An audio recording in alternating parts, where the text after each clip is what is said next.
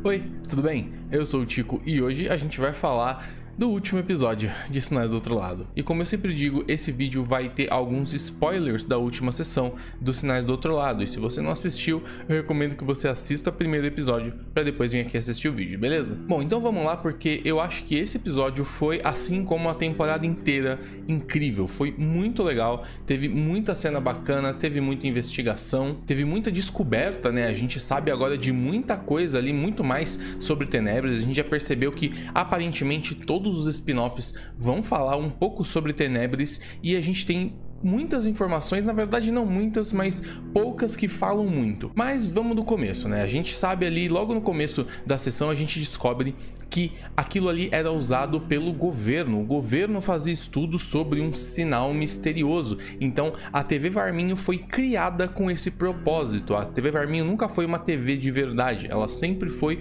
uma fachada, ela sempre foi ali só para esconder o que realmente o governo estava fazendo ali dentro. Então é por isso, inclusive, que o prédio foi construído no meio do nada. E aparentemente alguma coisa deu muito errado ali. Vocês perceberam que o pessoal, todo mundo foi consumido pelo sinal e aquilo tava ali há muito tempo. A gente já tinha visto na última sessão que o povo tava lá há muito tempo. Tudo que aconteceu ali tinha acontecido já há muito tempo. E logo no começo ali das investigações, naquela mesma sala que eles encontraram o Morato e aqueles outros dois que tinham sido abduzidos também, eles tiveram aquela primeira batalha, digamos assim, que foi uma batalha, mas eu nem trouxe tantos dados assim, porque teve muito dano do Morato que não foi falado. E ele também, a gente não sabia exatamente qual era o elemento da criatura, se ela estava tomando mais dano de sangue ou menos dano de sangue, enfim. Mas foi uma batalha bem legal, uma batalha contra um ser invisível, né? Já é uma coisa um pouco mais difícil. Eles jogaram muito bem, o Chico, como sempre, sabe que não consegue dar muito dano, então ele tenta jogar com a estratégia, jogando farinha no bicho. E teve o debuff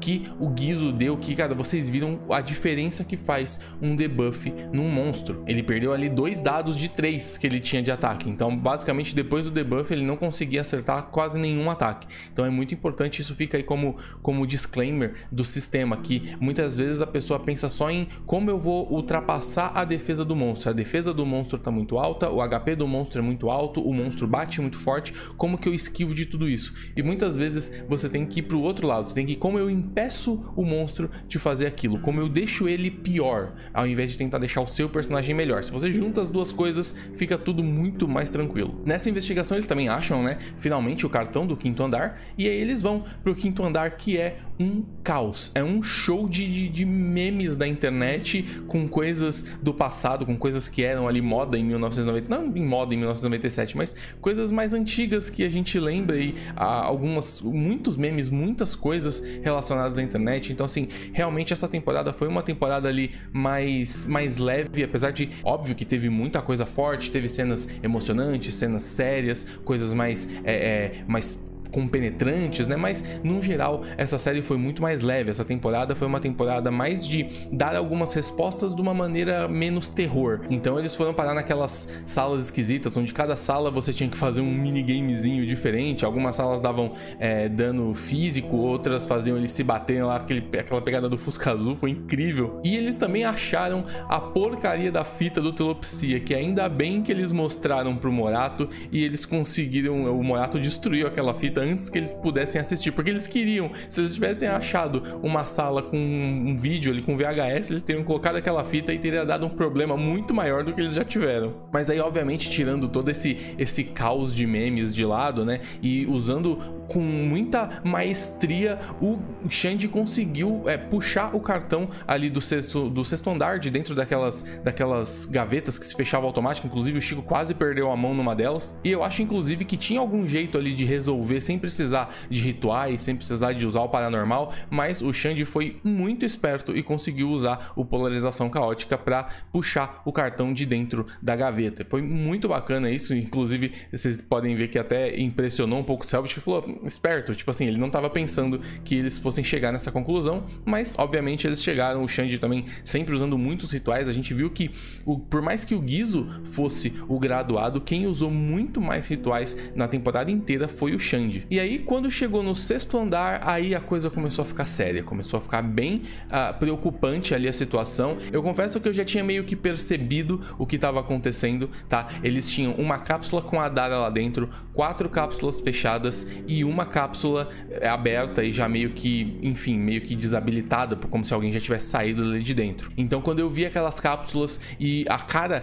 que o Luiz fez, porque parecia que o Luiz já sabia alguma coisa até mesmo antes de se conectar dentro daquela máquina, porque ele viu aquele vídeo que ele não falou pra gente, mas enfim, eu acho que tinha alguma coisa ali dentro daquele vídeo que ele viu lá com o apresentador, né? Então eu acho que ele já tinha entendido alguma coisa. Quando ele viu aquelas cápsulas, ele já começou a sacar e ele entendeu que ele tinha que abrir as cápsulas e que as pessoas tinham que entrar naquelas cápsulas. E aí, infelizmente, um dos códigos ele errou e uma das cápsulas foi desabilitada. E aí, naquele momento, ele já começou a entrar em desespero porque ele sabia que ia morrer. E aí, obviamente, o Xande, fazendo aquele ato heróico dele, mandou todo mundo entrar na cápsula e ele ficou pra trás, se sacrificando pro time conseguir tentar salvar a Dara. E eu acho que combinou muito com o Xande. A gente viu que, por mais que o Lírio fosse o tanque, fosse o cara que aguentasse o dano, o Xande sempre foi o protetor, sempre foi o cara que foi pra cima, que defendeu todo mundo, que batia em todo mundo, que não pensava duas vezes em sair descendo a porrada em quem tirasse uma com os amigos dele. Então eu acho que foi o fim apropriado e do jeito que ele queria. Ele morreu protegendo as pessoas, ele morreu protegendo os amigos dele, ele morreu porque ele queria salvar a Dara, e no final meio que ele conseguiu. O problema foi que lá dentro dessa cápsula, dentro desse sistema todo do estrangeiro, eles entenderam, né? Na verdade a Dara já estava lá fazia um tempo, ela meio que entendeu, vamos pôr entre aspas aí, entendeu mais ou menos. E aí vieram duas, na verdade eu anotei aqui duas frases para falar para vocês, porque são duas frases que explicam muito e confirmam muitas teorias que a própria comunidade tinha. A primeira é: o sino representa a união daquilo que se repele. Olha só essa frase, que coisa maravilhosa. Uma das teorias que toda a comunidade tava tendo é que lá no Segredo na Ilha, lá atrás, aquela tinta era meio que uma junção de sangue com morte, dois elementos que se repelem. Talvez por causa de Tenebris, ou talvez o medo tenha alguma coisa a ver com isso. Provavelmente Tenebris, justamente por causa do sino. O sino consegue juntar aquilo que se repele, ou seja, os elementos que se repelem. Então aconteceu no Segredo na Ilha com sangue e morte, e aconteceu agora nos Sinais do Outro Lado com energia e conhecimento. Então eu acho que o próximo spin-off, né, vamos ver, a gente vai ter ainda o Revelando, e no Revelando, geralmente no final do Revelando eles botam o trailer da próxima temporada, que vai ser provavelmente o próximo spin-off. Eles vão dar meio que um fechamento para esse arco, pra gente entender o que é Tenebris, justamente para quando começar o Calamidade parte 2, a gente entender o que aconteceu com o Veríssimo, e provavelmente a gente vai ter mais respostas disso no jogo, né, no Enigma do Medo. Mas quando começar o Calamidade parte 2, a gente já tá meio que inteirado do que tá mais ou menos acontecendo, até porque eles vão ter que voltar pro Santo Berço e talvez tenha alguma coisa relacionada a isso lá também. Mas eu também coloquei uma outra frase, eu anotei aqui para falar para vocês, uma outra frase que foi falada durante a conversa deles lá dentro, decidindo, tentando tirar a Dara de lá de dentro, e depois um pouco enquanto o Guizo conversava com a Dara, que na verdade depois eu vou falar desse final, mas foi, enfim, que a frase é: Tenebris é a manifestação primordial da realidade. E cara, isso dá assim uma abertura tão grande para o que é realmente Tenebris. A gente tava achando, pelo menos assim, o que parece é que Tenebris é um lugar onde o paranormal manda, ou é um lugar dentro do paranormal, ou é uma junção, é a linha que divide o paranormal da realidade. Mas de acordo com essa frase, parece que Tenebris é a realidade criada dentro do mundo paranormal. É como se o mundo paranormal, o lado paranormal, fosse muito maior e a realidade fosse criada dentro do paranormal. É como se toda a realidade fosse um pedaço do paranormal, e Tenebris é essa manifestação primordial, ou seja, a primeira manifestação da realidade dentro do paranormal. Eu não sei se é realmente isso, ou se é só realmente são dois mundos paralelos, o paranormal e a realidade escapou um pouquinho pro paranormal, como o paranormal geralmente faz o contrário, né? O paranormal vaza pra realidade, vira as criaturas, vira tudo isso que a gente conhece. E a realidade, quando vazou pro paranormal, gerou Tenebris. Talvez seja isso. Mas essa frase dá muita abertura pra gente teorizar sobre o que tá acontecendo nesse universo, sobre o que é Tenebris, essa cidade impossível. Ainda vai ter o jogo, né? Como eu falei, o Enigma do Medo. Inclusive eu queria saber de vocês, eu vou fazer um outro vídeo falando sobre o Enigma do Medo, mas eu tô só esperando, cara. Eu já comprei, eu só tô esperando chegar e eu vou com certeza jogar. E como eu falei que eu queria comentar um pouquinho sobre ali as cenas finais, ela foi surpreendente e ao mesmo tempo não poderia ter sido diferente, né? A gente passou a temporada toda vendo principalmente Dante, o Gizzo e o Xande ficando totalmente alucinados com tudo de paranormal que eles viam, com todos os alheios que eles encontravam, né? E no final, o Gizzo ficou ali sozinho com a Adara. Ele pediu, né, pro Chico e pro Lírio irem, e ele ficava ali pra conversar com ela, mas quando ele pediu pra ficar sozinho, aí ele já começou a dar sinais que, na verdade, ele não queria convencer ela aí, ele queria era trocar de lugar com ela, ele queria muito saber o que estava acontecendo. Então eu acho que no final, terem se sacrificado o Xande e o Gizzo, o Xande pra proteger, pra deixar os amigos dele tentarem salvar a Adara, e o Gizzo porque ele realmente era extremamente curioso, ele queria realmente saber o que estava acontecendo. Na verdade, a frustração dele naquela hora era só não ter a câmera para poder gravar. Então realmente eu acho que não poderia ter acabado diferente. Foi muito bom, conseguiram trazer a Adara de volta, sobrou ali o Lírio, o Chico e a Dara, e quando eles acordaram, meus amigos,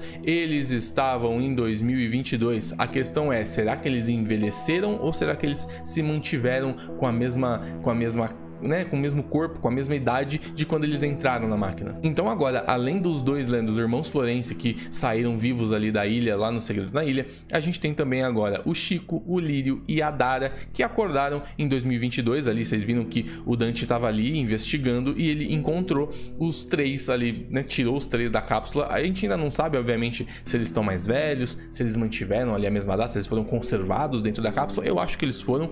E agora a gente tem esses novos personagens que podem aparecer, né? Agora, obviamente, o Luiz tem um problema, porque ele tem dois personagens vivos. Eu não sei como é que ele vai lidar com isso, não sei se isso vai ser uma oportunidade ou vai ser uma alternativa dele escolher um personagem ou jogar com os dois. Enfim, eu não sei, a gente ainda não sabe como isso vai acontecer, ainda tem o terceiro spin-off, tem muita água pra rolar ainda, mas o importante é, sobraram três. Sinceramente, eu achei que ia morrer todo mundo.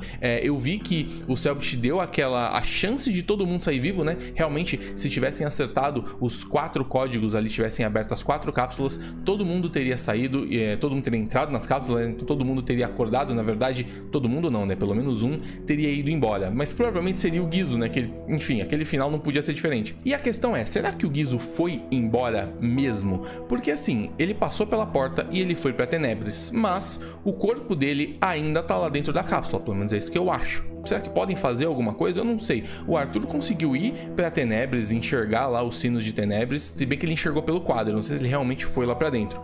Mas a gente ainda não sabe isso. A parte de conexão entre a realidade de Tenebres e o mundo paranormal é uma coisa muito ampla, é uma coisa que tá muito aberta ainda, não foi fechado. Eu ainda acho que vai fechar com o jogo e com o terceiro spin-off, mas eu quero ouvir de vocês o que vocês acharam desse último episódio e dessa temporada. Eu particularmente achei uma das melhores temporadas de Ordem Paranormal, foi muito bacana, foi leve, né? Pra quem gosta de uma pegada mais pesada, talvez não tenha sido a melhor temporada, né? Tiveram outras, o próprio Segredo na Ilha foi muito mais terror, muito mais tenso do que agora. Essa, os Sinais do Outro Lado, foi totalmente o contrário, foi muita piada, foi muito momento leve, muita descontração, mas sinceramente eu acho que foi uma das melhores. Mas obviamente eu quero ouvir de vocês, eu quero saber o que vocês acham, deixa os comentários aqui embaixo, a gente tá sempre trocando essa ideia, vamos falar das teorias, vai ter o Revelando, vai ter o Enigma do Medo, eu vou fazer um vídeo sobre o Enigma do Medo, como eu falei, mas eu falo mais nesse próximo vídeo, beleza? E se você curtiu, não esquece de deixar um like e também de se inscrever aqui para não perder outros vídeos falando do universo do Ordem, do livro de regras, montando ficha